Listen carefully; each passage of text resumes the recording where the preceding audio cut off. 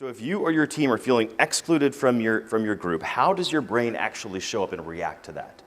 So to figure out how they did that, they actually put people through an experience of exclusion. But to go back even further than that, I want to ask not a rhetorical question, but I want to see if you know the answer to this one. If you think back to our ancestors who roamed the plains, there was always strength in numbers. Let's do it again. There was always strength in, yes, we know this to be true.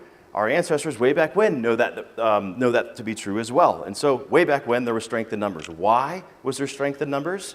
We could pool each other's resources. We could watch each other's back. We could leverage each other's strengths.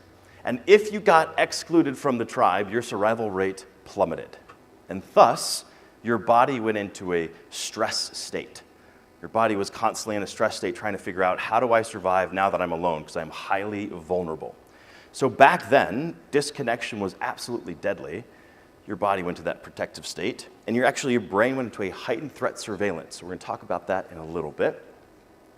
But whether you know it or not, today, in the modern age of work, tomorrow, right, next week at work, if you or your team members are feeling a certain sense of disconnection, your body goes into that same stress state.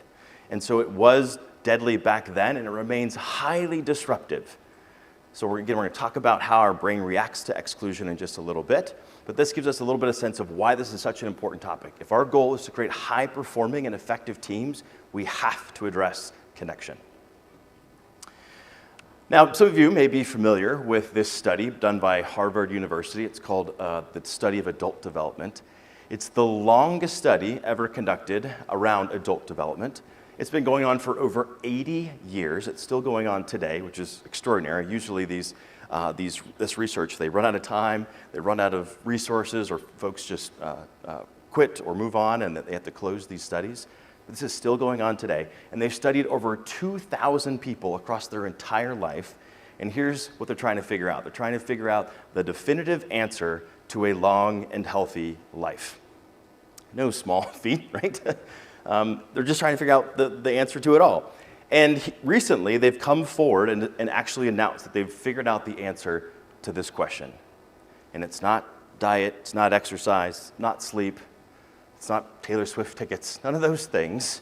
It's actually quality connections with others. The definitive answer to a long and healthy life. So back to the question that we started with. I've been obsessed with answering this question for the last decade. And after tens of thousands of data points and thousands of interviews and audiences, we now know, I can definitively share with you the following. That the most significant and greatest predictor of our health and happiness is the quality of our social connections. One more time. The most significant predictor of our health and happiness is the quality of our social connections. Full stop. So if we can key into connection, it can unlock the very best of our teams. And we can improve engagement, retention, resilience, and so many other things. So again, I'm convinced all of the chatter around burnout and quiet quitting and all these other buzzwords we constantly hear around team dynamics and team effectiveness, the crux of it, the core issue is around disconnection. So if we can solve for that, we're going to see a cascading of other benefits. All right, so now let's talk about this research, about how does the human brain, react to exclusion. So recently they put people through an experience of exclusion, and their brain lit up. That wasn't surprising. But where the brain lit up, that's what was really insightful, and I hope you find it just as insightful as we did.